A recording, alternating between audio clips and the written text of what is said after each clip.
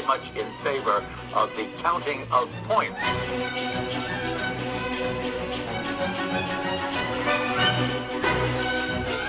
Does it work for you? No.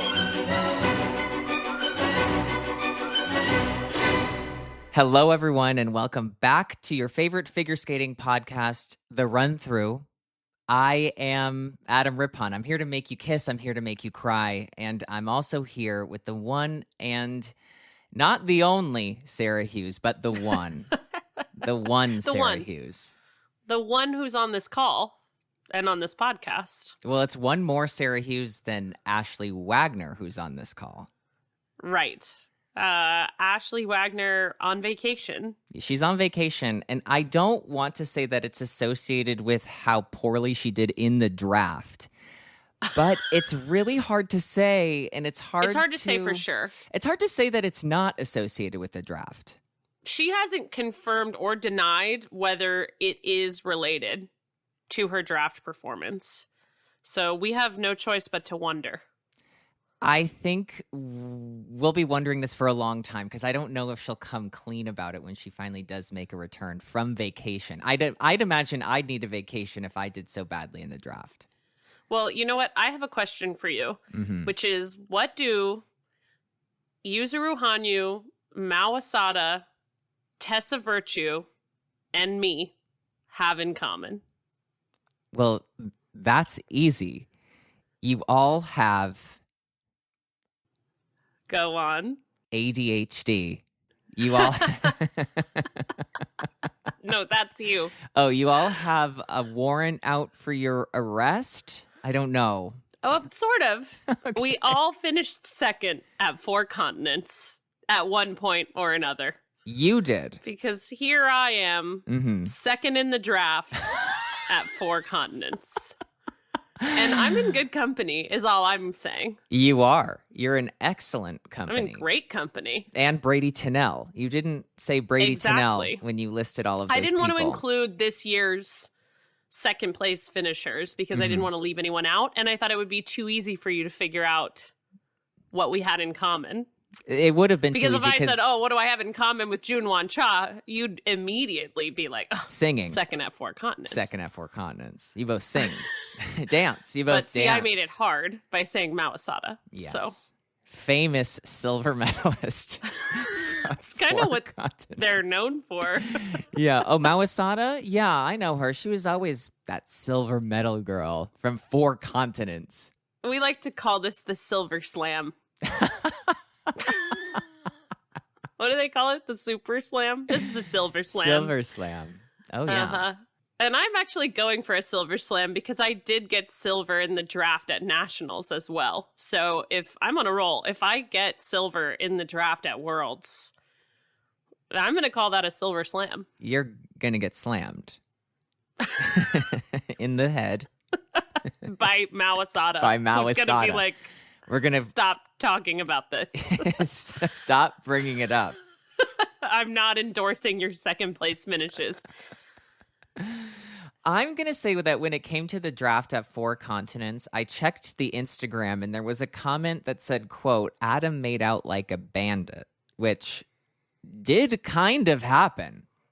That's true. That did happen. You had 3 winners, is that right? 3 winners, and I had 6 total medals. That is really something. I think I only had 4 medals and 1 winner. That is correct. And you did a actually difficult thing to do is you bookended the pairs where you... That is hard to do. It is. You tried to do it in ice dance. But it didn't work out because Alicia and Paul finished too high for you. Yeah. What were they, like 9th or something? They were 9th. Not quite the bookend that you wanted. It wasn't what I wanted, a 14th, because that you were able to get the first and the last place in the pairs, which did end up hurting your score. I will say that, but not your legacy. And those teams do actually have the same coaching team. Not often you see that. No. And the coach is me. They're on my team at 4 continents. I'm the coach. Me and Megan and Bruno. And Sarah. And Mao Asada. And Mao Asada, she is trying to kind of continue that legacy. She's sort of the honorary team captain of Sarah's silver spoons. Born with that silver spoon. Burdened with that silver medal. Why don't we start with actually, you know what? I'm going to go overarching. Okay. This was a funny event. It was really fun to watch. I feel like there were a lot of ups and downs and like unusual little storylines. One of them being that everybody got sick. Yes.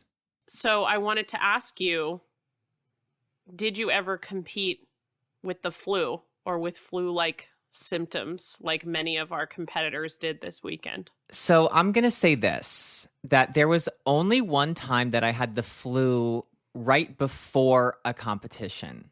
But I contracted it because I was contractually obligated to get it. I contracted it at home. So those flu-like symptoms I got in Los Angeles, California. Say it with me. Los Angeles, California. And so that's where I got those symptoms. So by the time I got to the competition, I was seemingly healthy, but, you know, truly falling apart, held together by bubble gum and scotch tape. So at a competition, no. And I think that this sounds to me that there was some like food poisoning issue. That's what it feels like. And I think maybe I saw something online. Yeah, well, because, and I'm no doctor. I want to say that we know that right yeah. up front. Dr. Sarah Hughes, coach. The other Sarah Hughes is closer to being a doctor than me. I think we can all agree. But typically, you know, when I've gotten sick, and I think this is true for most people, like, you get it and you don't show symptoms right away. And it felt like people were getting sick at the event all with something similar. So yeah, that seems like it would point to something more like immediate, like a food poisoning instead of a flu that normally would take a few days. But I don't know if they got to South Korea early in the week and had a few days. I know that like Mona Chiba was saying that she woke up feeling sick the day of the free skate. So that would be like 5 days after she got there. I mean, it's possible. I was always afraid of that happening at competitions. So I always packed a lot of my own food. And now, well, let's also back up. I was fully in the midst of an eating disorder. So I'm going, my own food, I packed 10 Cliff Bars.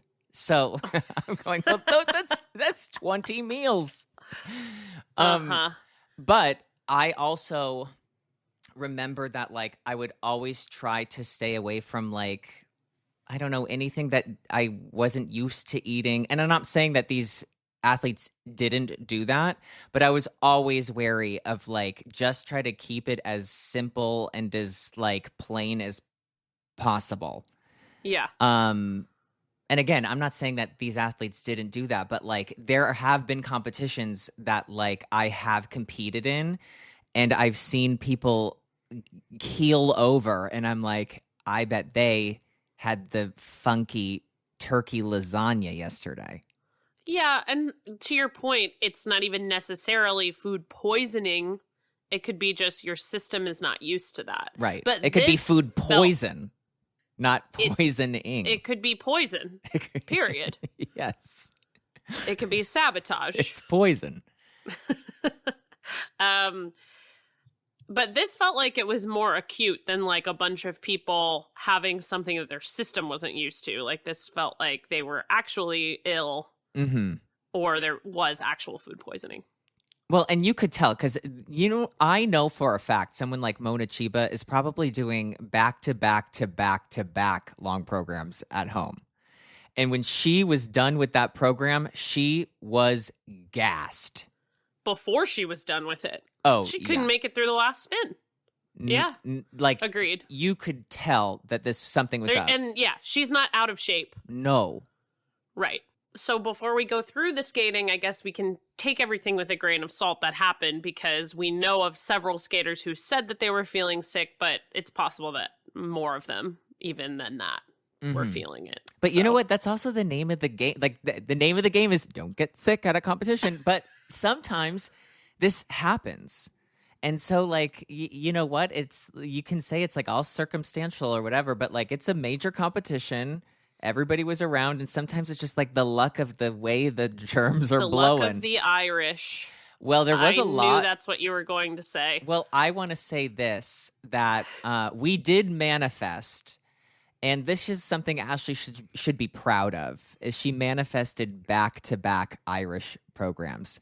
And when I say Ashley, I mean Sarah did that.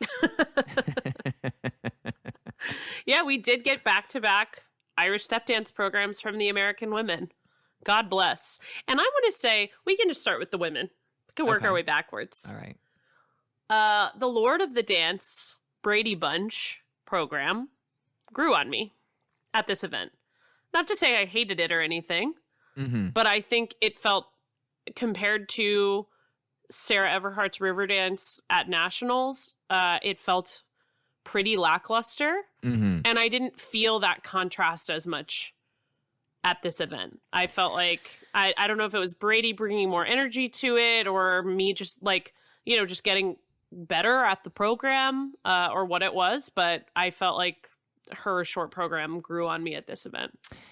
I think Brady, throughout the entirety of this event, it was the first time in a really long time I felt like she wasn't trying to prove that she wasn't injured.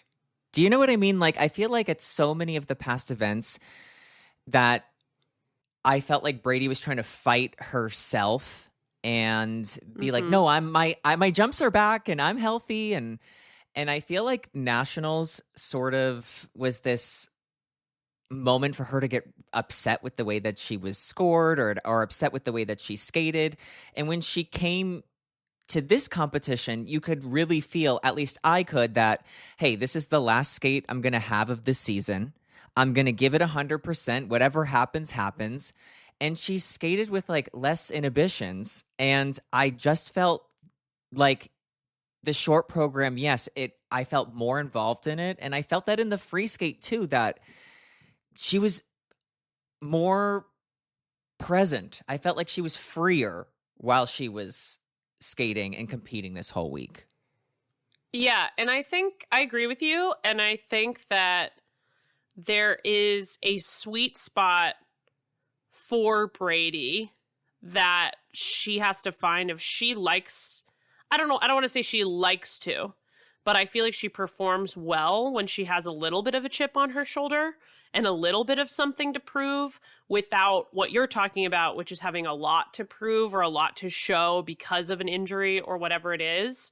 And I feel like there was just enough to prove at this event for her to activate that without it being detrimental. Exactly. So she comes off of Nationals. She's maybe not happy with her scores or not fully happy with the skating, whatever it may be from Nationals, and comes to show something. She's really loose and free in the short program. And then she's the third American in the short program, which kind of reactivates that again in the free skate. And then she can skate really free in the free skate and have the best result of all three of them and get second. Exactly. I think because that first kind of pressure is a lot of pressure. And this is a more competitive, this is like a competitive mindset pressure that if she can get into it, she's very competitive, and she is a really established woman on the scene. Yeah. And there's a maturity that comes with that, that, makes her really formidable in these competitions. I think that like she can still give more in the programs. They're not my favorites, but I can feel and see the work that's been put into them. Whether it's my cup of tea or not, I can still appreciate that. I know that this is like thought out. And I think this is an easy way for us to have a broader conversation about the American women. I'm just going to say, I don't really understand, to decide on a world team, the like, we have to name it on January 25th or whatever the date is of nationals in a situation like the one you have this year. Mm-hmm. There's been a lot of conversation about this, obviously, because Isabeau Levito is going to Worlds from a petition. She competed at Road to 26 Trophy, the Olympic test event last week. She did a little bit easier technical programs with like triple doubles, things like that. Skated fine. But like, and then you have these girls at Four Continents, Brady Tennell and Sarah Everhart, who are not going to the World Championships, who finished second and third at a major international competition the same week. Mm-hmm. And I think it's fair for people to ask the question of like, well, should the world team take something like that into consideration? They can't now. Mm-hmm. It's been named. But I'm curious what you think, because I would happily make the case that you should just wait until after Four Continents to name, you know, other than the national champion, right? That's an automatic, you're going. Mm-hmm. And you can skip Four Continents or whatever. I think that you're correct, that people are totally at liberty to question, okay, why don't we wait? But the matter of the fact is we don't wait, right? And what that means is that all of these athletes know exactly now what the next event they're going to do or what the next event they're not going to do is. And so they all find themselves in completely different mindsets and on a completely different schedule to peak and to be at peak performance. So when I look at the 3 U.S. women who competed at Four Continents, I see that, yes, Alyssa did finish third out of the Americans and fourth in the whole competition, right? And I think that she skated really strong, and she had that, you know, that mistake on the sow cow, whatever. But I see her and I go, okay, she's on track, and I really like that she's on track to improve upon this, which she improved upon it at nationals, and she improved upon, and I think she can improve upon this for the World Championships. I think that she will have her best skates there. When you have Brady Tennell and Sarah Everhart, they're not going, and they're not planning on going. Maybe they're thinking, hey, you know, maybe Isabeau might not be healthy. Maybe I need to step in. At least Sarah. Brady for sure is not planning to go. So right. It's all or nothing. You go home after nationals, it is all or nothing. You're not trying to make it 6 more weeks. You're not trying to make it to the, you know, long program at Worlds. You're trying to make it 3 more weeks or 4 more weeks after nationals, and you're going to give it everything you have, because that's the end. You want to leave everybody with a really positive impression of how good am I, and look at the mistake they made by not having me on that world team. And I think it's really easy to see Brady and Sarah at these competitions in the mindset of this is it. This is the last thing I'm going to do all season. And then look at somebody like Isabeau, who is, and I think it's really smart to downgrade the technical stuff, get her footing so that by the time she goes to Worlds, she's like back in it. That's what, when I see Isabeau and I see what she, you know, put out there, I see that she's, you know, taking her time and she's being smart about it. You know, she's not doing exactly what she did. She wants to get her footing. She wants to get confidence back. And she's just on a different competitive track. You know, she's trying to peak 4 weeks from now. Those girls needed to peak last weekend. And so it's just a different mindset. But I think that it obviously does raise questions of, should they wait? Should there be more pressure on Four Continents? But, you know, something that we also brought up is that Four Continents is a really tough one, because the European Championships, it's like the Americans traveling. Close by. Yes, it's super close. Yes. To go to compete at like these major ISU championships, something that's different about these, aside from the amount of competitors, is the time that they take. And they take an extra day or two, because there's usually like 2 days of official practice. At a U.S. Championships or at a Grand Prix, you get there 2 days before, you have 1 day of practice, next day is the competition for the most part. At these ISU championships, you get there 2 or 3 days before, then you have 2 full days of full official practice, and then the competition. So in your training for the World Championships, one, it's incredibly hard to come down from the national championships, then get right back up to compete. And then if you were to go to 4 continents, come back home, you have to take a day or 2 off. And basically that first week is just about undoing that competition. And then you only have 4 weeks to push forward, especially if you're going all the way out to South Korea, which is, you know, from America to Asia, to then compete at a World Championships in North America. So you're not trying to acclimate to a different time zone, or you're not trying to get used to a different atmosphere.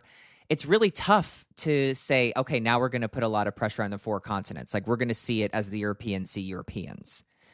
So I understand why we make that world's team decision at the US championships.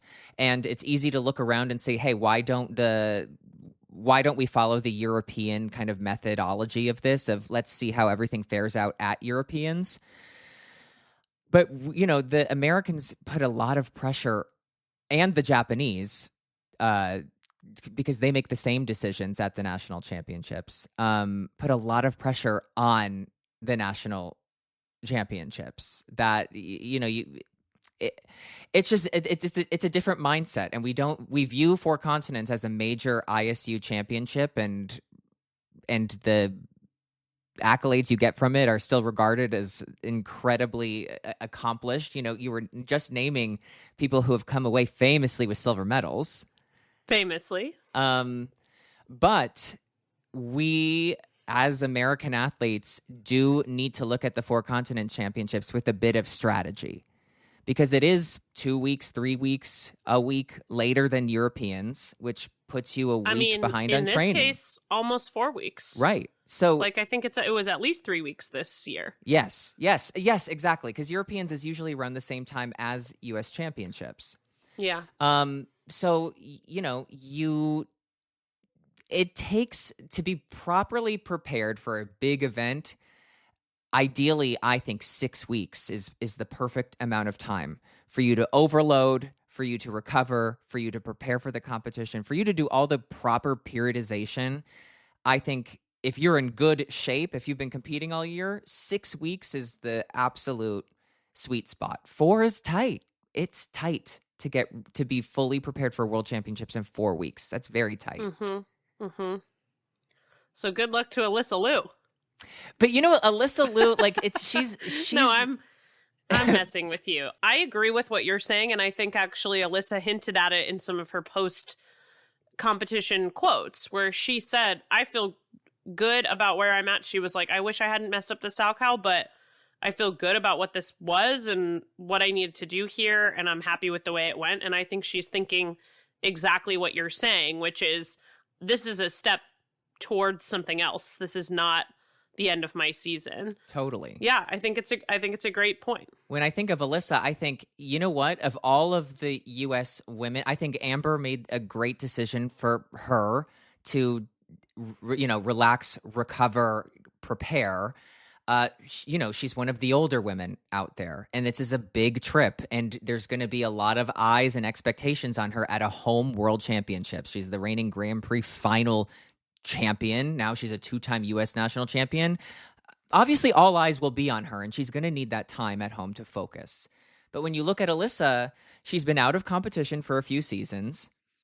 She needs the competitive experience. She talked about it when she was at the Grand Prix in Canada, that, whoa, I forgot what this felt like.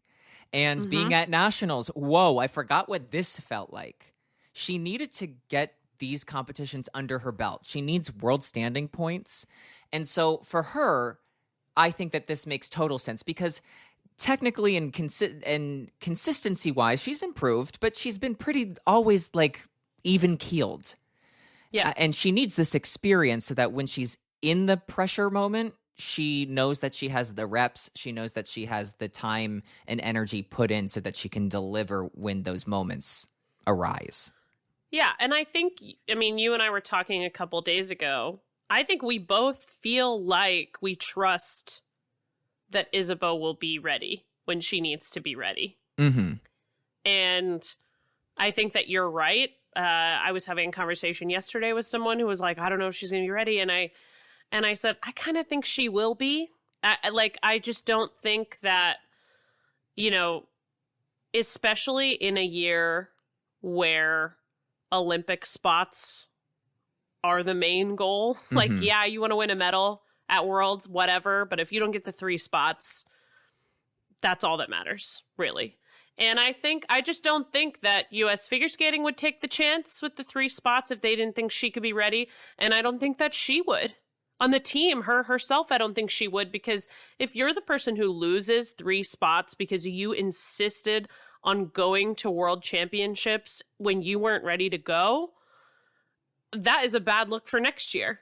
You know, and I just don't see her doing that. I think she's too smart to do that. I think her team is too smart to do that. And I think U.S. figure skating is too smart to do that. You took the words right out of my mouth, where Isabeau wouldn't put herself in that position. Now, who knows how everything will go at the World Championships, but I will tell you that the mindset is, if you think that you're going to do well at the World Championships, then that's why she's putting herself in this position of like, no, I want to be on the team. I'm going to show you that I'm on track to do well. Because if you don't fully know how you're going to do at the World Championships, and you're putting yourself in a position so that when people go home from this and they go, you're the reason we don't have 3 spots, she's not only put herself in a position where all the U.S. women are like, great going, she's put herself in a position where all the U.S. judges are going, yes, you messed this up for everybody. Yes.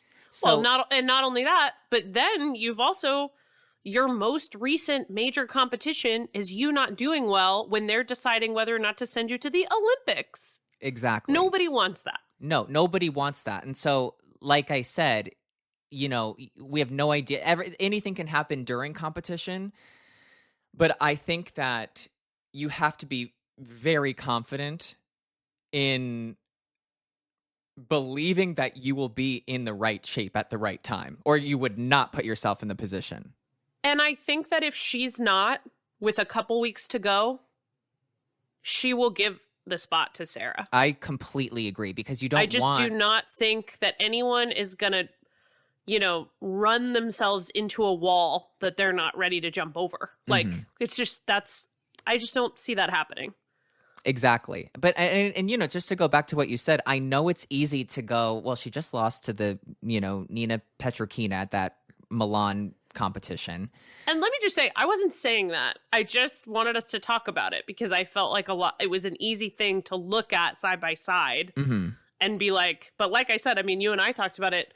I don't feel worried about it. Right. And, you know, I'm bringing it up because, I mean, that's what happened. You know, she just did lose to the European champion. But again, they're on 2 different tracks where it's like they both are thinking about the end results. They're both thinking about, how am I going to do at Worlds? And Petrokina had just become a European champion. She's on cloud 10 right now. Talon cloud 10. Well, and even she didn't skate her best. I think, you know, this is like a little event where you're kind of, it's like a weird setup where you're doing the test event. Those events are always kind of interesting. And, you know, also Nina is not fresh off of not competing for 3 months. Exactly. And I know, like, I'm bringing up a lot of like, well, it's all in the context of it. And earlier I said, well, that's the name of the game of a competition. And it is, but you see a lot of these events that aren't the major internationals of, you know, these are your gear ups and you have to kind of take the loss. You know, if Isabeau really needed to win Milan, that would have been a different story. It's like when June needed to win. Needed to avoid the military. He skated like he had bone spurs. You know who skated like they wanted to avoid the South Korean military? Chae Young Kim. Yes, who you predicted would win. I did, but I did predict she'd kind of break through her shell, which I will even say maybe it hardened. Yeah, I guess so. Now I'll say this, she was solid as a rock. Totally. I mean, yes, she outskated everybody. Mhm. There's no question. She outjumped and outskated everybody. And what I will say about her is, obviously, we've talked a lot about the lack of expression on her face as she performs, which has not really improved much. Mm-hmm. But one thing that I feel like I'm noticing more and more is that she brings a musicality to her body movements that really helps take away from that lack of expression. It's still there. It still could improve. I would love to see her do more with her face. But she has this like natural, I don't know if I shouldn't say it's natural. She may have worked very, very hard on it. But she has really nice musical movement within her body that helps her express the music when her face is not expressing the music. Mm-hmm. And I felt like that was a big improvement. Are her components too high at an event in South Korea? Yes. Mm-hmm. They're too high relative to some of this field. But she outskated everyone. It doesn't really matter. You know, I mean, she won by 20 points. Mm-hmm. Like, whether I think the components could be a little lower, that doesn't matter. Yeah. And I do think that is an improvement and something that, like, that's one way to improve the way you're presenting yourself if the face is too hard for you to do now. Yeah. I could tell that there has been a lot of work because I think somebody who's as competitive as Chae Young is, because her coach works with all of these up-and-coming juniors who are going to do everything they can to be the best that they can be. So they're like right at her heels, and she trains with them all the time.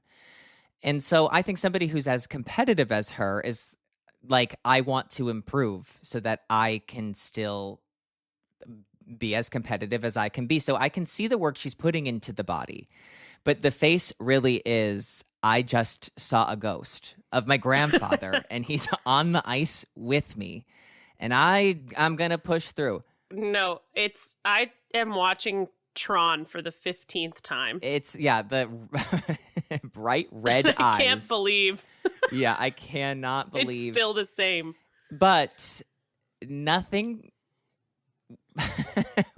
When we're thinking about can the facial expressions improve during the program, I hope so. But what does worry me is, you know, they announced she wins the 4 continents by 22 even points, 22.0 points. And she squints and she kind of looks like disenchanted. Well, this is because she only won by 18 points. And that's why. She beat Sarah Everhart by 22 points. Excuse me. But she beat Brady Tennell by an even 18.00. Even 18. And had it been 22, that's what she wanted. we might have seen something. Yes. You know what? I take it back. You're right. She said afterward that, which, by the way, I think it's so funny that someone asked her afterward why she didn't look happy in the kiss and cry. It was me. Like, that's so bordering on, like, cat calling in the street. Smile, sweetheart. Exactly. You know? Yeah, you should smile more. But she said that at the end of her program, her legs started cramping up. And she was still having, like, pain in her leg in the kiss and cry. And she was like, that's probably why I didn't look happy. Which, I don't know.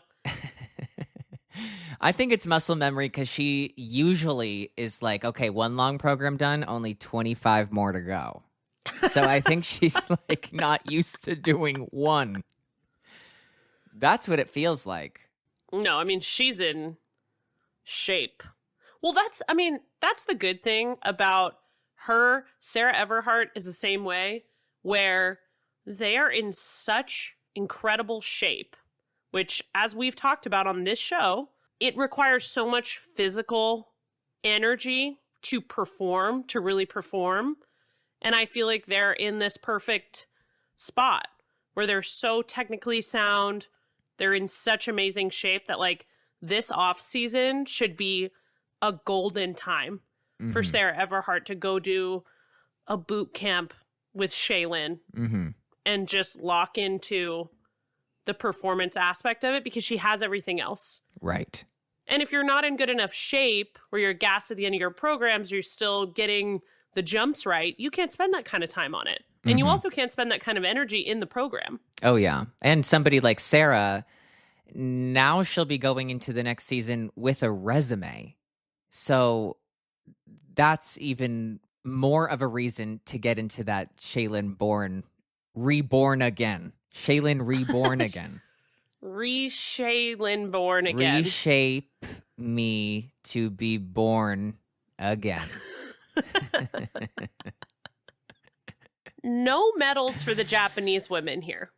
Shocking. Not quite as shocking, maybe, as no medals for the Japanese men. But the fact that it happened, that both of those things happened, is incredibly shocking. Especially given the dominance of the Grand Prix season. But you know what? Again, I think that you could look at Mona Chiba and be like, she was not feeling well. But that all being said, completely. There's so much pressure to make the world team that there can feel like a little bit of that let down and needing to like get yourself back in it. And I think like that's what I think of like Wakaba, because for her to go to Seoul from Japan, this is a great way to just like get some kinks out. Like it makes sense to do this competition for her. In the same way it would make sense if this was in Anaheim for, any of the other American girls going to the World Championships. But when I think of somebody like Reno, it makes me frustrated because it's just, again, it's reiterating the inconsistencies. Yeah. Yeah. Which is a shame, because I think we can agree that her in-between jumping content is some of the best in the world. I think it's the best in this event, not reflected in the components. Yeah. Let's talk about that. Here's and a lot has been made of this on the internet, so it's not like an original thought by us. I mean, we're having the same thoughts as all of you, is my point. But we're just like you. Celebrities, we're just like stars. Us. They're just like us. Yeah. I am just like you, literally. Anyway, here's my issue with the components is that they are scored like a block. There are 3 component categories: skating skills, composition, and presentation. And they should not be scored equally. And every time with every skater, you basically see that the judges have decided that this person is going to average about an 8.5. And so they're going to get an 8.4, an 8.5, and an 8.6 on these 3 categories. It should not be like that. No. Like someone like Reno should be getting a 9.5 for skating skills. And if you want to give her a 7 for presentation, fine. There is such a reluctance by international judging panels to separate those scores from each other that they might as well just be giving 1 score out of 10 for artistry across the board. Yeah. Which is, what's the point of the categories? What's What are the we doing? point? Because, like you're saying, you should see a steady increase as you improve in the skating skills. And the skating skills, it's not the jumps. It's the basic, how good are the basics? How good is the skating? So this should be a score that is relatively consistent across the board at whatever event that you go to. But, I think a presentation mark, like when we go back to the 6.0 system, a presentation mark is a living, breathing thing. A presentation mark is how did your skating skills look that day and how did they encompass the choreography that you performed, and what did the performance look like? It's all encompassing. But these are 3 different markers that they're being asked to judge these skaters on, and they are treating it as if it were just an overall presentation mark. And that's not correct, because you can look at somebody like Reno and be like, this solid basic skating is very strong. That should be a strong skating skills mark. Presentation, some issues, took away from the performance. That should be a bit lower. But like you're saying, they're not doing that with the marks, and they famously have never done that. And before it was, just as bad, but over 6 different categories. And now they've narrowed it down to 3, and we're just finding the same sort of situation where they're feeling those 3 scores out in a way that I recognize that that's what's happening. And as a former competitor, I'm like, that's just the way it is. But as somebody who now watches it, I'm like, there's a lot of frustration in that, where that's not how it could be. Yeah. And I think a lot of it is in, if you look at the component guides for judges where they define these 3 categories, there is too much overlap in the definitions. Mm-hmm. And so, of course, they end up overlapping and giving the same score for everything. Mm-hmm. But it's like, these should be intentionally separate things, or they shouldn't be separate. Right. Like, if you look at the way that they define composition in ISU documents and the way they define presentation, it is not that different. There is enough overlap in it that you basically, if you do one, you do the other. And that's not how it should be. No. Or if that's how it's going to be, just give a score out of 10. Just give an artistry score out of 10.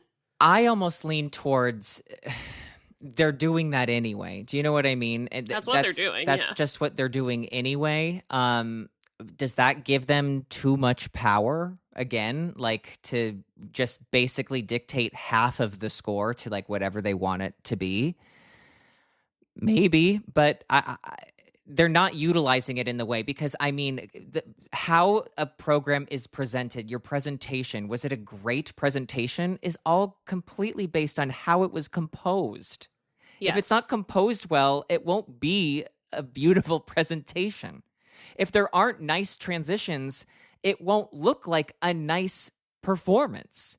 They're all the same thing. It all bleeds in together. You could make the argument that skating skills is separate of composition and presentation. Yes. But I completely agree with you. And I'm just going to read some of this to you. Do you think this is from the composition or from the presentation? Musical sensitivity and timing. I mean, I am almost sure it's from composition, but it sounds... Nope. No. Exactly. What's presentation? That's what I'm saying.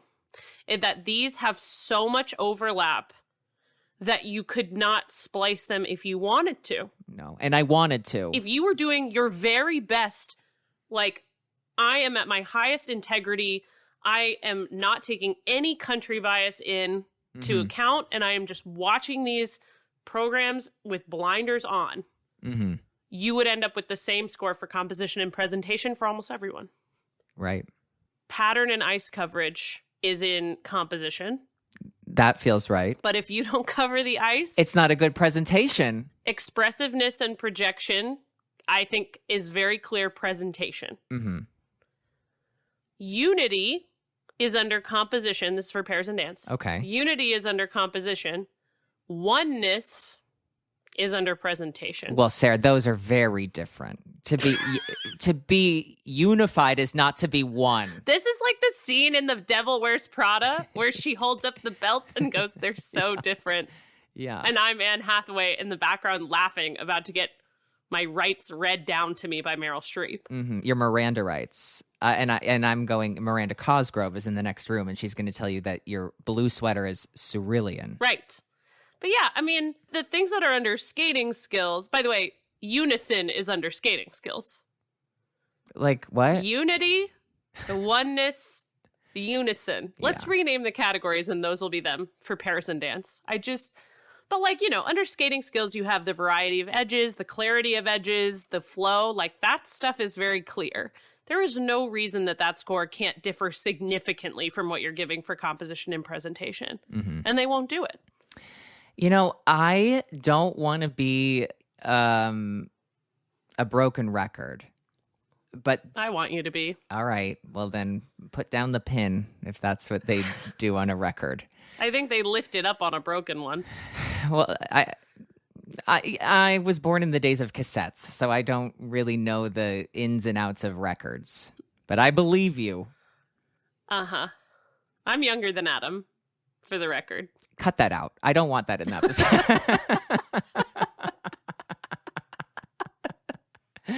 Edit that out.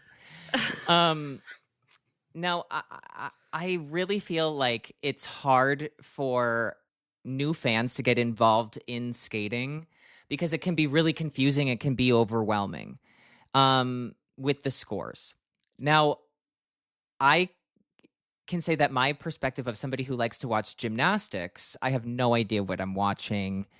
And usually the scores kind of correlate to how I think it's going to work out. But it's very clear to me, and you end up getting a very similar result when you just make it easier for everybody, right? Like if you break it down and it's like we take out the levels, we take out the bullshit, and you put whatever it is in front of you, the results are going to be about the same, but the product will be so much better when you take out so much of the regulation and the over-sterilization that's really run rampant throughout competitive figure skating.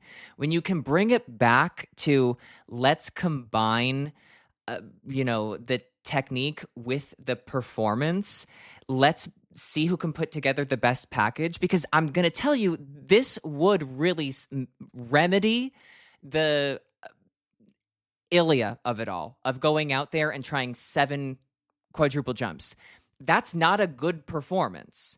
And that would be reflected in a 6.0 for technique and a 5.7 for presentation. And then arguably you'd have somebody like Torgashev, who was bringing the house down at a U.S. Championships, 5.8, 5.9. Then you make him competitive because he brings a different sort of package. Maybe Jason goes out. Jason skates clean. And in comparison, he gets maybe a 5.6 and a 5.9.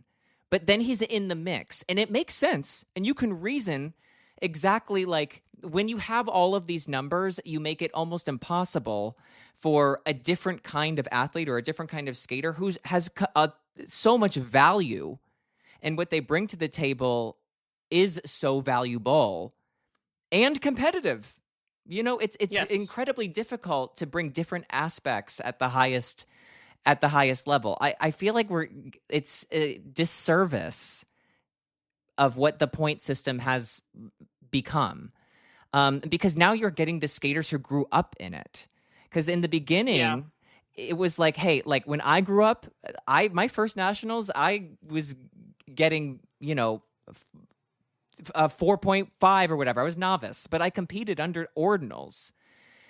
And that's the way I grew up. And the people I watched were Yevgeny Plashenko, love him or hate him, was performing the hell out of whatever he was doing. And you had Michelle Kwan and Sasha Cohen, and they made it work under the points. Yuna Kim, Mawasada, famous silver medalist at 4 continents. But they were adapting to a new system, but they were brought up in a system where I just watched Michelle Kwan and Tara Lipinski have the performances of their life in Nagano. And so that's what they were bred and made to do. And these skaters, they're seeing they don't get it the same way that we got it. We felt it in our bones. We knew it in our soul. And they don't know it in the same way that we do. Because it's a checklist. It's a checklist. And you know what? And it's not their fault, right? No, certainly no one's blaming them. But I think the checklist thing makes me think of the Atari girls who used to go out and they all would do some variation of the exact same difficult entries and exits to every jump. And the different quote unquote difficult variations to the spins, whatever they needed to do to get the levels and get the GOE, they would do it. And it was so unoriginal every time because, I mean, A, they were all using the same choreographer, which didn't help. But B, like, it was a checklist. They were checking things off. There was nothing feeling about it. There was nothing like, oh, I'm doing this entry or exit because it's what makes sense, and I feel that with the music. Like, that happens sometimes. It's not like none of the skaters today are doing that, but it's definitely happening less. Well, you know what? It's like, okay, I yesterday was watching, and she's one of my favorite skaters, and was watching Cynthia Phaneuf. And you know what place she got at Four Continents once upon a time? Second. And that's why I bring her up. She's part of the Silver Slam. Sarah's Silver Spoons. Absolutely is. Sarah's Silver Spoons. And she could skate the hell out of a program. She would absolutely do a single Lutz in the beginning, but she would skate the hell out of it. So I was watching a program that she did, and she does a full circle of forward crossovers. Nothing else, but she's a good-ass skater. And she does a full circle of crossovers, and it was just because the music said she had to. And it was like, it's amazing. But when you look at a transition score, there's no transitions in that, but it makes for a great performance.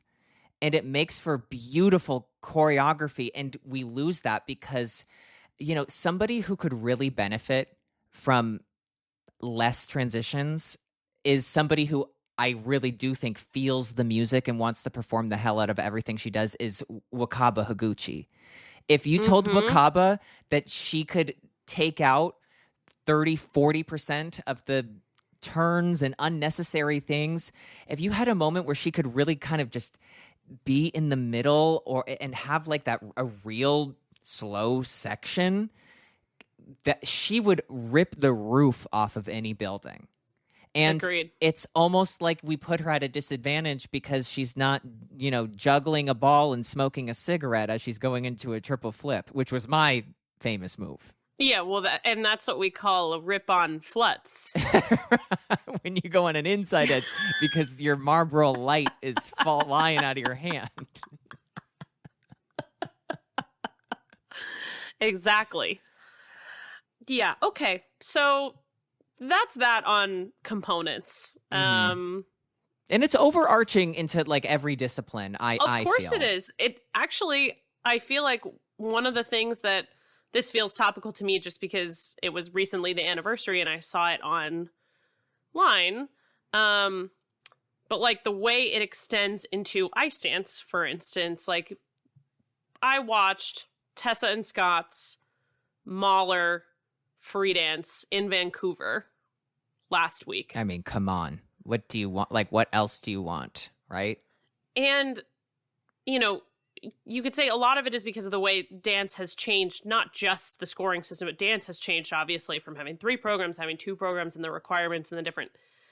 But, like, they are doing so much that is just dancing, that is just feeling what the music is calling them to do.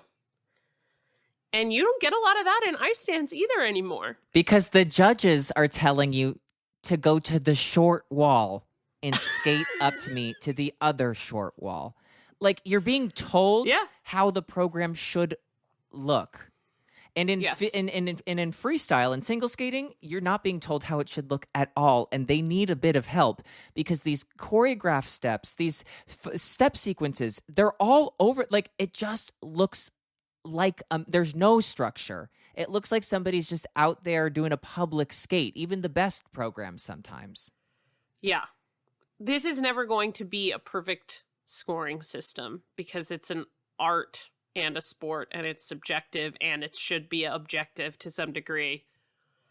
And there's just no perfect way. But I am unhappy with some of the way that it has manifested in the programs themselves. This attempt at being more objective. Right. Has taken the individuality out of a lot of programs and the freedom out of a lot of programs. And also, like, here's the thing. You're going to do a Bielman because you got to do a Bielman. But the girl who can do a Bielman like nobody's business, she's the one who should be doing the Bielman. And why, it's just, people used to have signature moves. People used to have signature spins. People used to have signature elements. And there are very few skaters where you're like, I'm waiting for that. I'm looking for this. Junhwa Cha doing a Lutz loop. That's something where I'm like, that's a signature move. But people used to have, Philippe Candeloro used to spin on his damn boots in the middle of the ice and sword fight for 2 minutes before he'd do a triple axel and time out. You know, like, people used to have, Lucinda Rue would do 5 spins in a program. What we've turned into anarchy. It's the opposite of anarchy, because anarchy would be ultimate freedom. It's martial law. Life does imitate art. Life imitates art.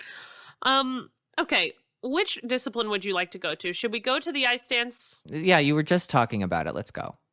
Big upset in ice dance. Huge. What did you think? Okay, as a viewer, I'm excited to see some stakes in these competitions again, because there's something special that Piper and Paul bring to the table. They are unique. They have a powerful quality to their skating that Maddie and Evan don't have. Maddie and Evan have a lightness. She looks like if a strong gust of wind pushed her in the other direction, Evan would have to adapt, because she's so light on her feet. And that's her performance style. Piper and Paul are in the ice. I think Piper's one of like the best female ice dancers on the scene. Such a good skater. Agreed. Good performer. And I like to see that the scores are closer. You know, I like to see that they're closer. I don't love the rhythm dance, but I think that their skating is strong. And I think when it comes to the Maddie and Evan rhythm dance, a lot of cuts of music that makes it, I think it just highlights the lawlessness. The martial law. Like, that's what it highlights to me, that it doesn't seem as, it starts out as a cohesive thought, but it's not as cohesive as Piper and Paul's, whether I like it or not. And at least they're in the costumes that I liked the best. They have a full... You're talking about the rhythm dance, I'm talking right? about the rhythm dance, yes. Yeah, that it agreed. seems like... I think like Piper and Paul, and I think the Finns have like the most, like, they kept it within the same vein of like the theme. I felt like I knew what the theme was when we walked away from the rhythm dance. Everybody else feels like wedding. That was the theme. It's wedding reception. Wedding DJ. Yes. Yes. Yeah, no, I think that's completely fair. I think Piper and Paul's rhythm dance is stronger. I think it's their stronger program also. The free dance doesn't do a lot for me in terms of the feeling I walk away with as a viewer. Piper and Paul's does not do a ton for me. I will say that in the free dance, this is the crispest that I've seen either of these teams this year. Yes. I think they both skated really well. And, you know, I agree. I'm comfortable with the way it turned out. You know, I think they both did, I think, their strongest free dance of the season. And Piper and Paul had a lead from the rhythm dance because I think it's a better program. And, you know, do Maddie and Evan ultimately probably win this event if it's in Boston in a month? Probably. I agree. But I'm comfortable with the way it turned out here. And I think, like, I agree with you. It's exciting that there's a little bit of stakes and a little bit of, it's just not a foregone conclusion when they go out who's going to win. And, you know, I don't think that serves anybody. I don't think it serves anybody because I don't think, and this is not a dig at Evan and Maddie at all. I think that they're fantastic. But I don't think that there's as big a gap between them and so many of the other teams out there. I think that they, like, when you encompass everything that they bring to the table, they're incredibly strong and they're absolutely the best, if not one of the best. But I think like that, and I'm talking about that gap that we saw at the Grand Prix final, where it was like, you know, they blew everybody out of the water. Right. You know, some of the teams would need an extra element to then be competitive with their score. Yep. And I think that, like, of the other teams out there. I don't think it's the Italians that come close to Evan and Maddie. I do think it's Piper and Paul. And I think that their detriment is that sometimes they try to go too far out of the box. I like that they think out of the 100%. box, but if they were just to like regulate themselves a little bit more, you know, Betty and Bob Beer Can would be able to go, hey, I know exactly what they're doing and I feel it and I love it. It's just like they took the out of the box idea and they ran out of the country into another box. Yes, and I think they're closer to the box now than they have been in certain programs in the past. Certainly in the rhythm dance, like you said, it's a cohesive thought. It makes complete sense. You walk away knowing what you just watched. I think the free dance is more of a complete thought and more of a complete is the wrong word, more of a cohesive thought than some of their programs have been. You know, I feel like Piper and Paul have a penchant sometimes to like put choreographic elements or moves or lifts or whatever it is into a program because they're unique and not because they make sense or because, like we're saying, the music calls for it. And they are really guilty of that sometimes. And it makes me think of, you remember at the Grammys when in every picture of the crowd, you could just like see Chappell Roan's hat. Yes, like it was like, that? Take the hat off. You're indoors. It's not that you can't wear the hat ever, but it's that if you throw it in somewhere that it doesn't belong, especially in this case, like the Chappell Roan hat is whatever. It's a self-expression of fashion. I'm just using it as an example of something that like stands out in a photo. And like, I think Piper and Paul do that to themselves sometimes. They put a hat on where it doesn't need to be in the picture. And then the whole picture feels a little bit off. To Bob Beer Can, as you said. Betty and Bob Beer Can. Right. They're my neighbors. Our next door neighbors. Yeah. Shit. You know, and I to their credit, because I know sometimes when I watch them, I really appreciate the moments where I think it's going somewhere and they take me another direction. But sometimes I think that I think they're sometimes one of the only teams that do that. That like if there's a big crescendo coming, they're going to take me in a different direction, and I there's a level of that I appreciate. But sometimes it would just feel so good to give in and do what I think you're gonna do. Like, give me the big moment. Give me the thing that I just give me a taste of something, and then take me back into the unusual. Well, and I think you can do both, and it's just about picking your spots better sometimes with them. You know, I remember there were times when Gabby and Guillaume would do something that I totally didn't expect them to do. And it would sort of take my breath away because it was this like beautiful expression of the music that I didn't expect. But the key words there being that it was still an expression of the music. It still made sense to me what they did it for and why, and how it made sense in the rest of the piece. So I think they're almost there. Like, it's not like they're not capable of it. I just think it's about picking their spots of the uniqueness and where they can capitalize on that and where it's taking away. I think for them, now it's all about material. Totally. I It's totally all agree. about material. And when you say material, you mean the 30 pounds of material in her new free dance dress. And the lack of material on his back. It's all about fabric. That new dress does look heavy. It looks heavy. It doesn't look light, I'll say that.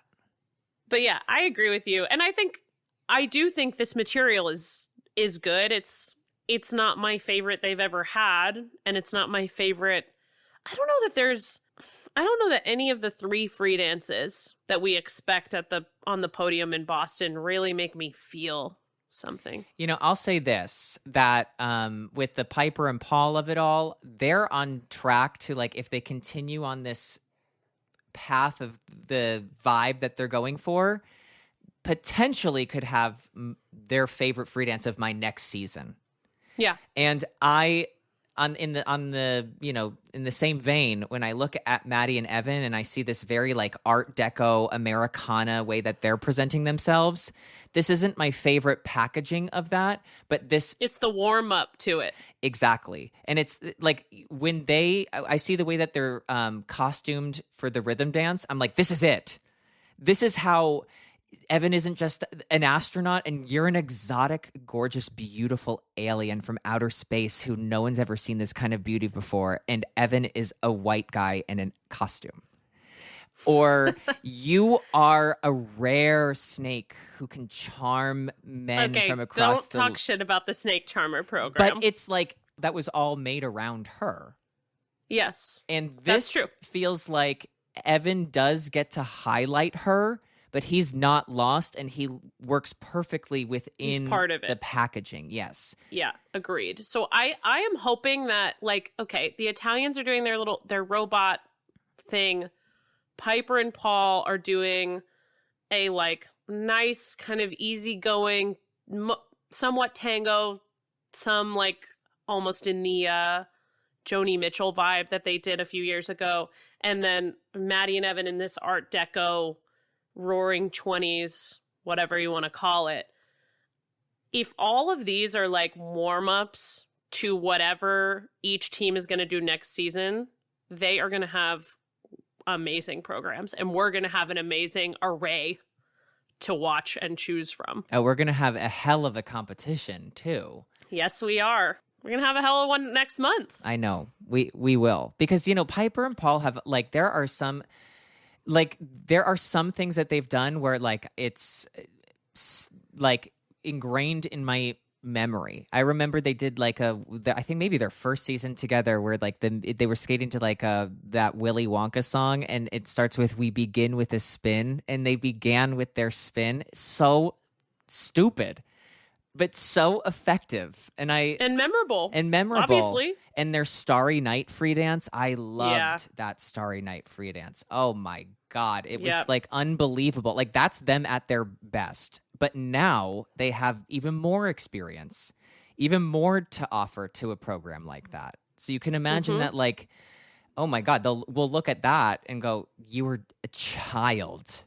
Now you're like an experienced adult on the highest level. Like, there's so much more they can bring to something like that. And you feel like if all those three teams can like build off of what they have this year, just, I'm just repeating what you said, just with different words. No, it's okay. Perfect Angels, Marjorie and Zach got third here like we thought they would. Mm-hmm. Marjorie had a little issue in the free dance, but they held on to third anyway. I love their free dance. Love their free dance. And there was a time when I feel like I got sick of that sort of thing, because they're very much doing the like OG Gabby and Guillaume stuff from like 2016, 2017, what they were skating to. Yes. And there was a time where everybody was doing that to try to be them. And now people are doing that less. And so it stands out when someone does it well and it suits them. Mm-hmm. I love watching them.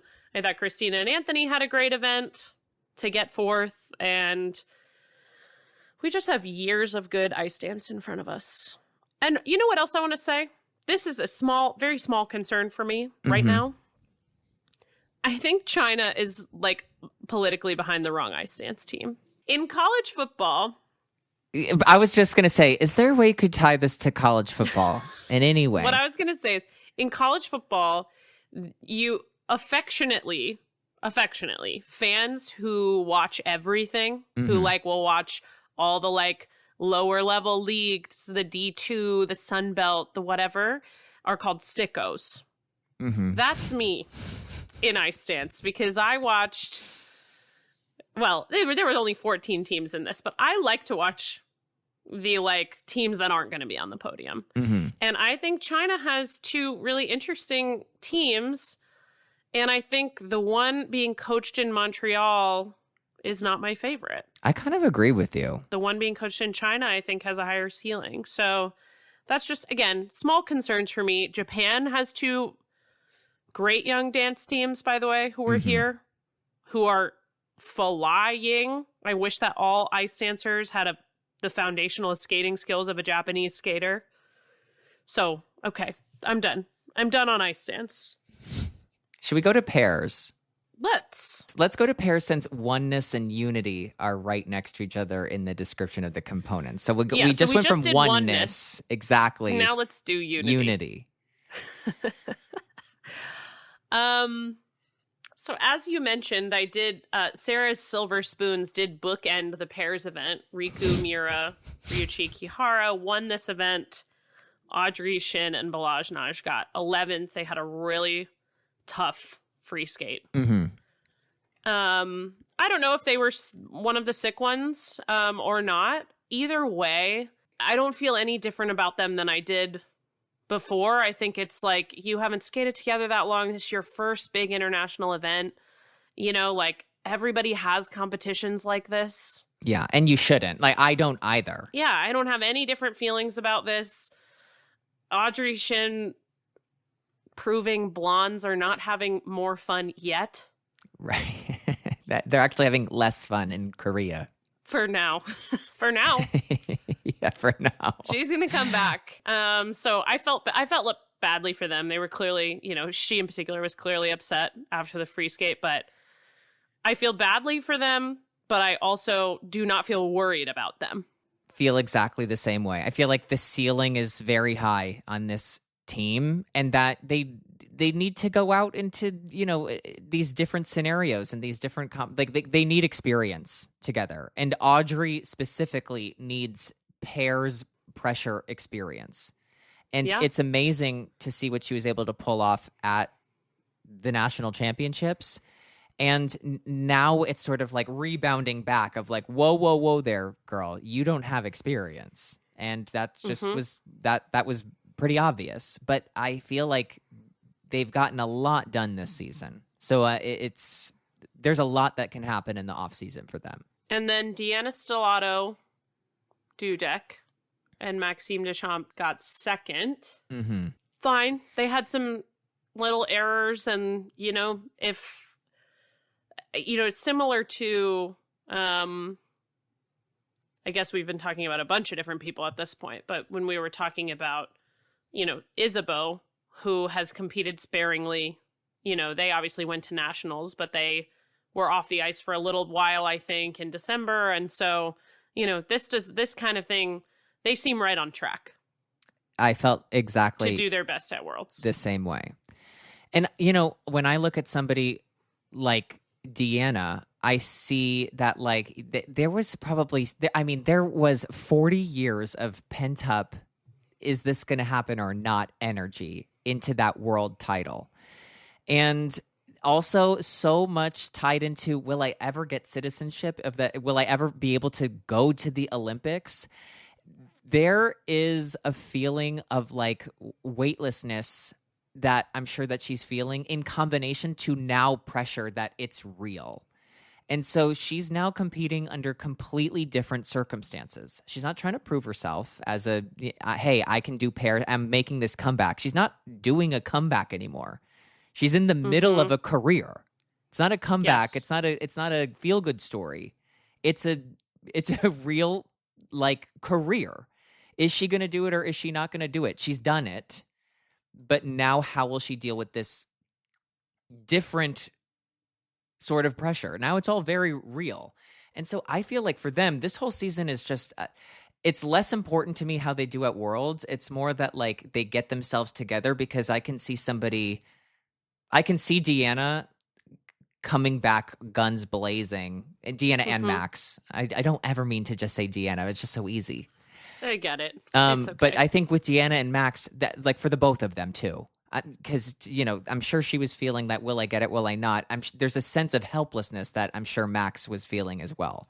Yeah. And so it's different expectations. But I think for them, it's just like, this is a step in the right direction. I think too, I can see them with better material next year. I'm not crazy about the short program. I mean, you know me, I've never been crazy about the dirge versions. Hate them. Of things, and the dirge Beyonce, just, it lacks an energy that I feel like that comes through, you know? And it was watching them go back to back with Riku and Ryuichi, who are doing an orchestral Paint It Black.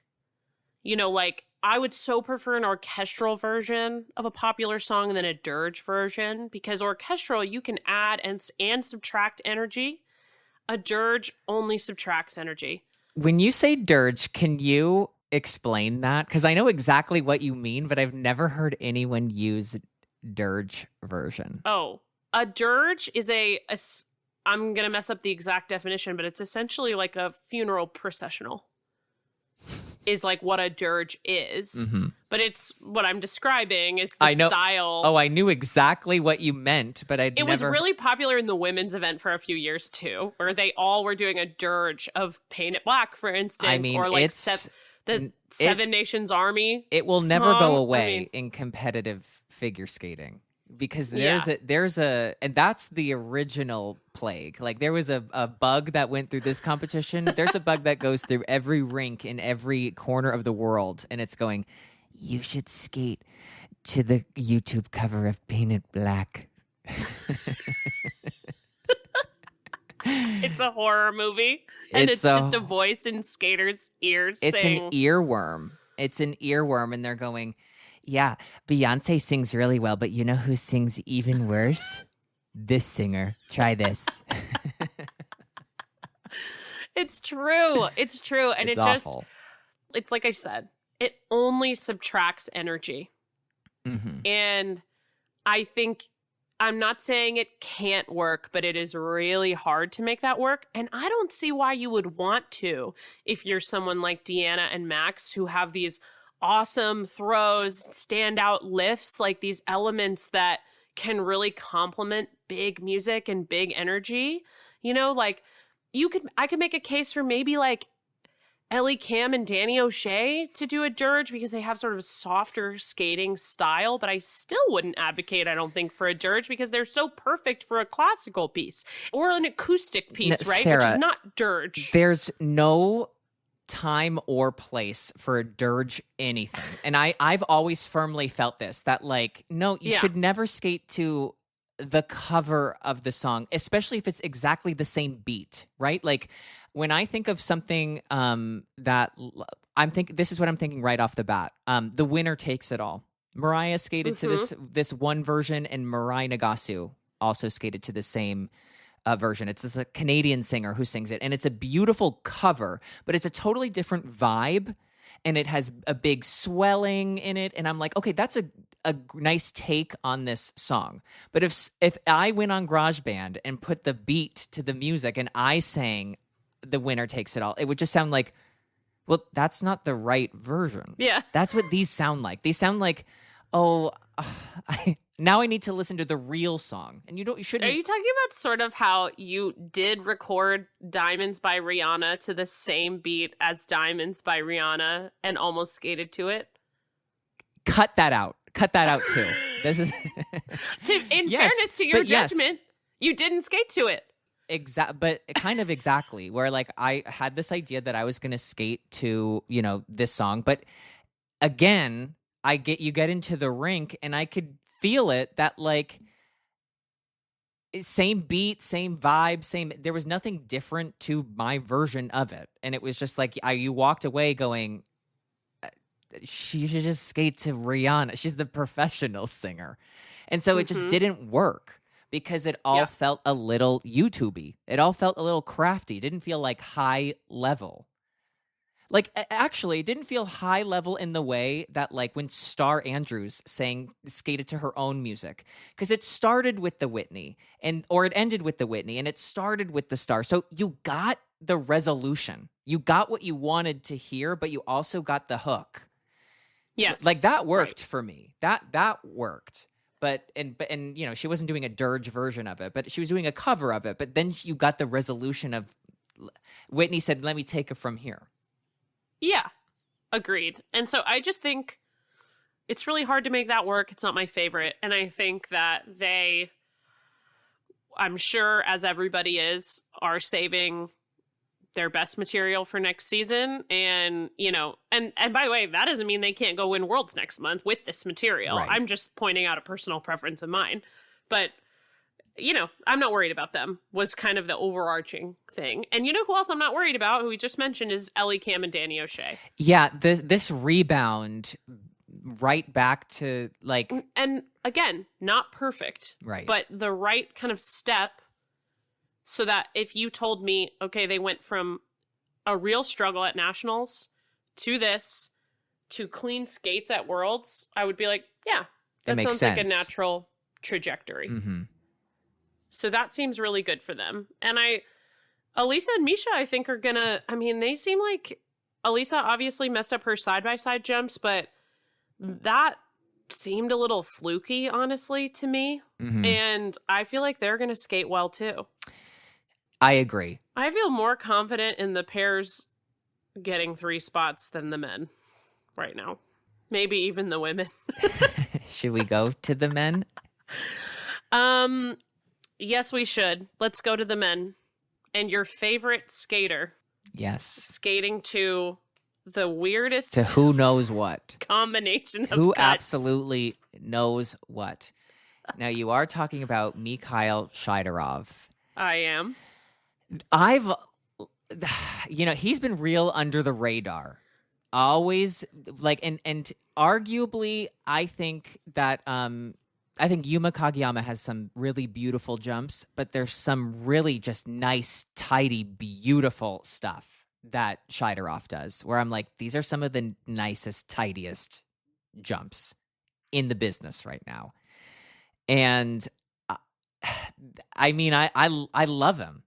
He's doing something that I think is a complete disaster, this long program. It's a mess. It's a mess. I don't know what he's wearing. I don't know what he's skating to. But again, it doesn't matter if it's not your cup of tea or not. But when he is performing it, he is having the time of his life, and that's infectious. And that's what I love about him, is that he is somebody that I can see him wearing his heart on his sleeve. Yeah. And this was a moment. This was a huge moment at the right time, where it's like a moment like this at a major ISU championship event changes the trajectory of a career or how you're judged. And again, that, like we talked about components, this was kind of reflected in those. Yeah, I think the components made sense if I'm remembering right. He gets first and gets like an 80 in components in the free skate, and Jun-Won gets like a 90 in components. There was like a significant gap in the free skate, even though he still won the free skate by doing the hardest technical content. Mm-hmm. There was a sizable gap in the component score. Just so you know, by the way, according to his ISU bio, he is skating to Moonlight Sonata parentheses epic trailer version close parentheses and Take on Me parentheses epic version. Mm-hmm. Close parentheses. His program is like a Eurovision performance. Fever dream. Yeah, it would be like the opening sequence, like trailer for Eurovision. It would be like the multiple opening sequences of different performances of Eurovision, all kind of put together in a medley. No, yeah, it'd be a compilation video, yes. Because I want to know, how do you go, oh God, I love this Moonlight Sonata, and you know what this would pair well with? Take on Me epic version. And then somebody went, you should go into Moonlight Sonata epic version first. And you go, aha, yes. And you know where this will play well? I'll tie them together with the epicness. Yes, in Seoul. This will play well in Seoul, which it did, and they were right. Honestly, it did do well in Seoul.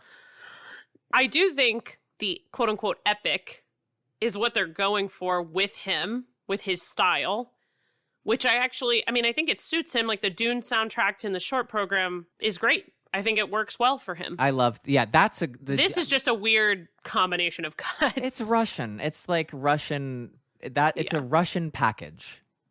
That's what that is. It's a Vladimir Litvintsev, Lion King Nutcracker, Josh Groban package. It's skating to the Lion King and then having a shark tooth necklace.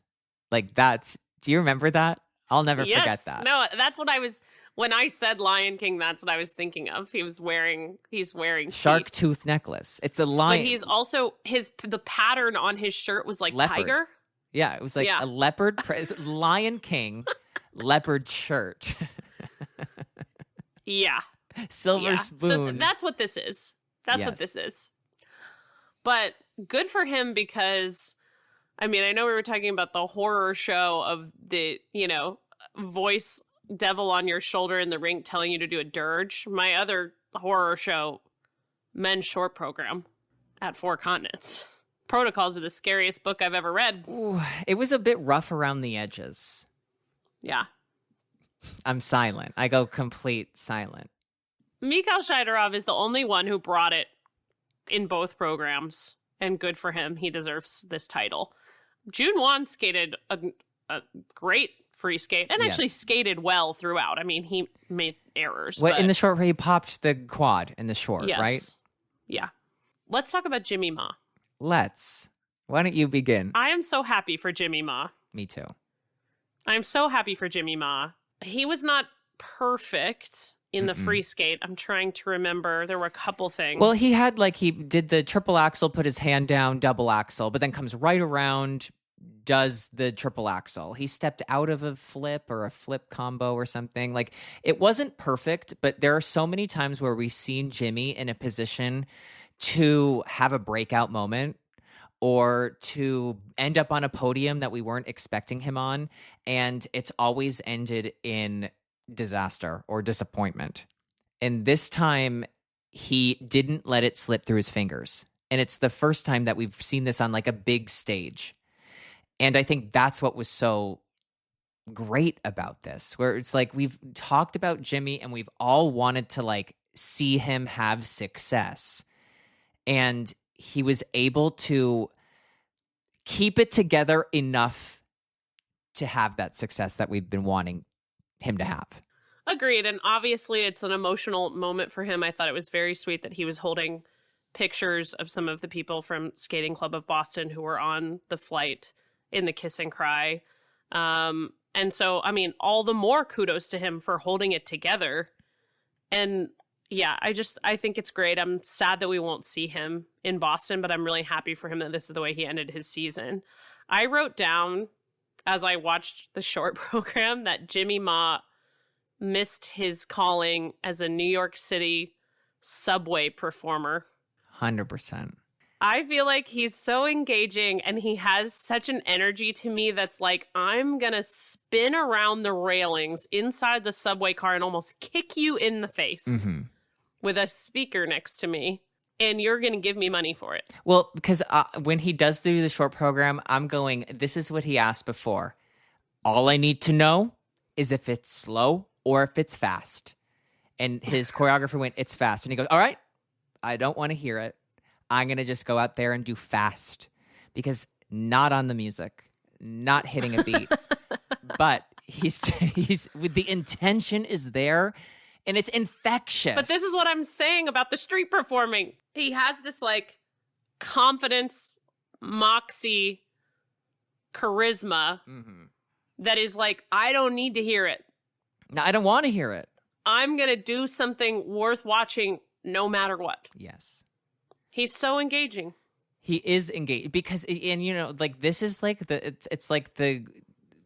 that's performing is losing the what will people think, and Jimmy doesn't care what people will think. He will go and he'll if he's this will get a rise out of the audience, he'll be making fart noises out of his armpit. He'd put his hand in his armpit and go or then he'd do flapping chicken wings. He would do whatever it took because he knows that will get people excited, and he's not doing that. But that's the level of he is not skating with any sort of, he's not holding back at all. And that's why it's infectious. That's why we've been talking about Turn Down for What. My brother still asks about Turn Down for What, boy. Yeah, he's special.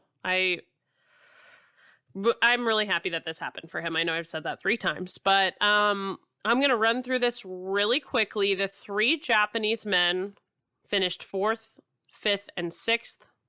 Kazuki Tomono, then Tatsuya Tsuboi, then Kaomura. Mm-hmm. The other 2 American men finished 8th and 9th, Camden, Pulkkinen, and Tomoki Hiwatashi. Mm-hmm. Not their best efforts in the short program, and they both came back a bit in the free skate, even though not perfect. Yeah. I mean, it's nice to see the Americans finish in the top 10 because they were not in the top 10 after the short program. And so to just redeem themselves a bit. But of the Japanese, I like Kazuki Tomono's skating a lot, and I think Kao is in this like weird spot where it's a learning curve that he's in right now, and he needs to. It's growing pains. That's what it feels like. It's a learning vortex, and he's either going to get sucked in or be shot out of it. Yeah.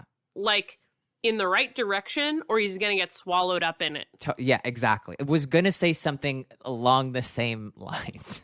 It's like a whirlpool. You know what I mean? Yes. And it's either going to shoot him out like the characters in Finding Nemo taking that current all the way to Australia, mm-hmm. or it's going to suck him down. You know what I mean? Mm-hmm. Like he has to, there's a timing to this that like there's going to be a point of diminishing returns that I worry about him hitting. Yes. We want him to end up in Australia with the sea turtles. 42 Wallaby Way, Sydney. Exactly. Thank you. When what I'm feeling is that success last season, or maybe it was 2 years ago at the Four Continents where he won. And, from my point of view, I see this as somebody who's like, the Olympics are right. I can taste them, and I want to be on that Olympic team. I want to be there.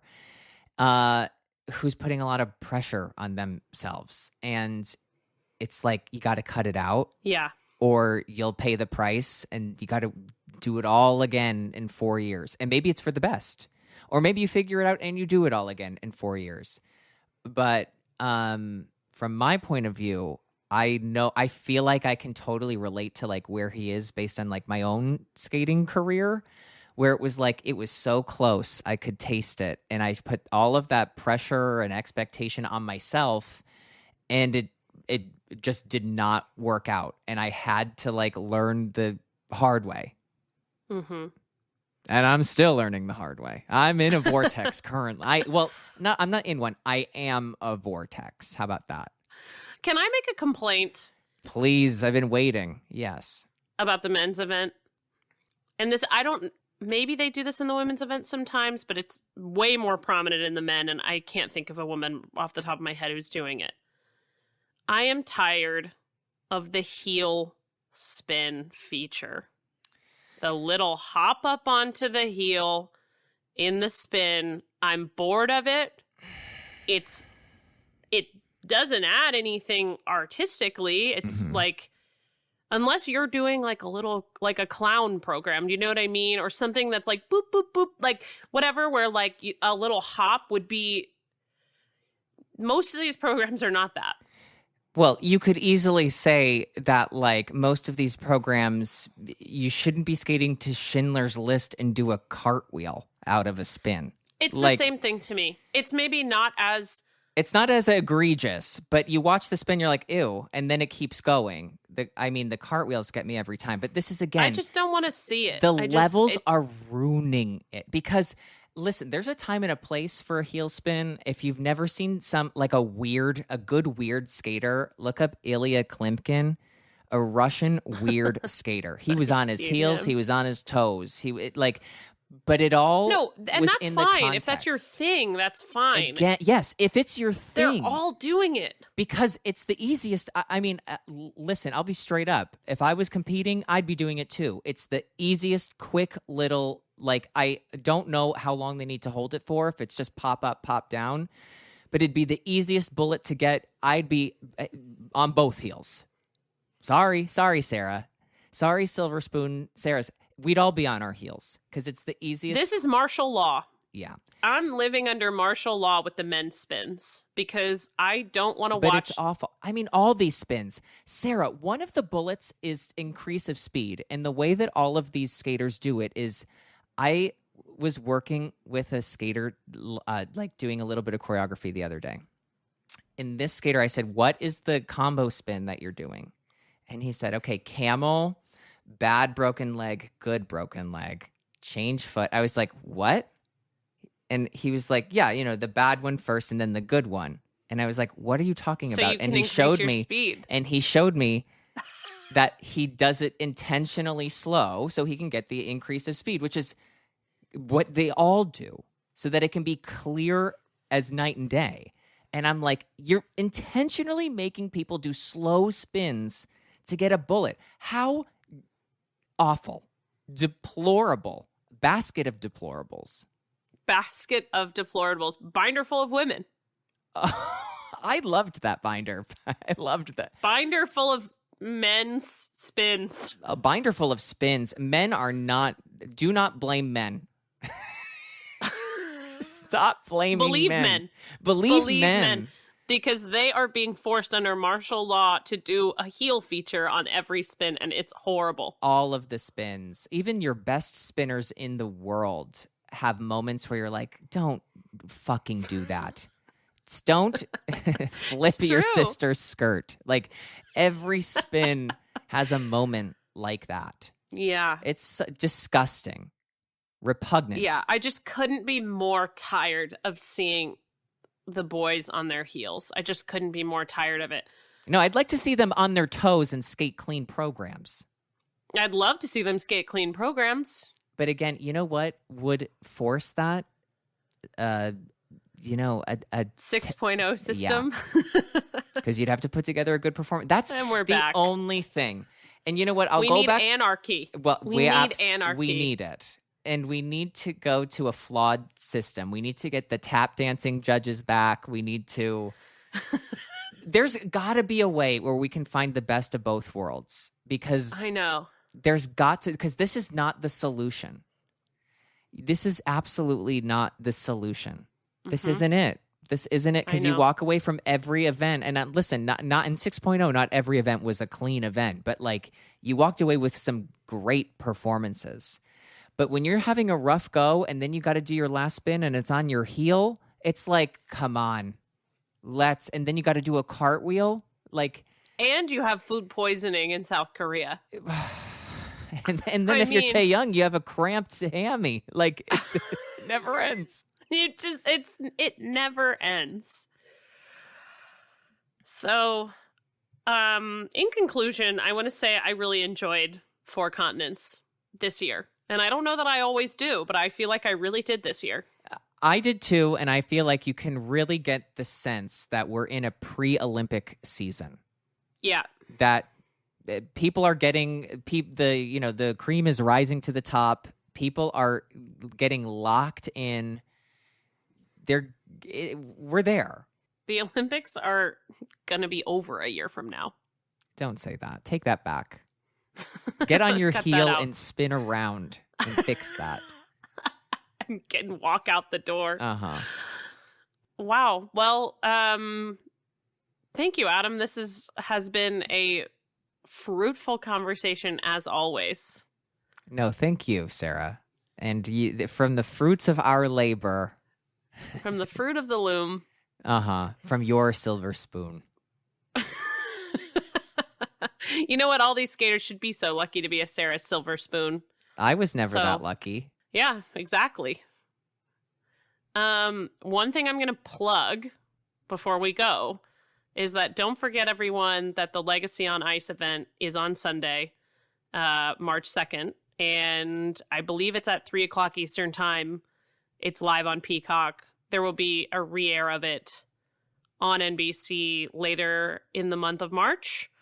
But there will be obviously a lot of skaters, former and current, participating in that. And there will be opportunities to donate, and just should be a nice tribute event. So don't forget about that. And don't forget about us, because we'll be back next week. Yes, we will. Don't forget about us. Make sure you tune into that, and we will see you here next week on the run through. Sarah, what a burger. What a burger. What a burger. Goodbye, everybody. We'll see you next week. Bye.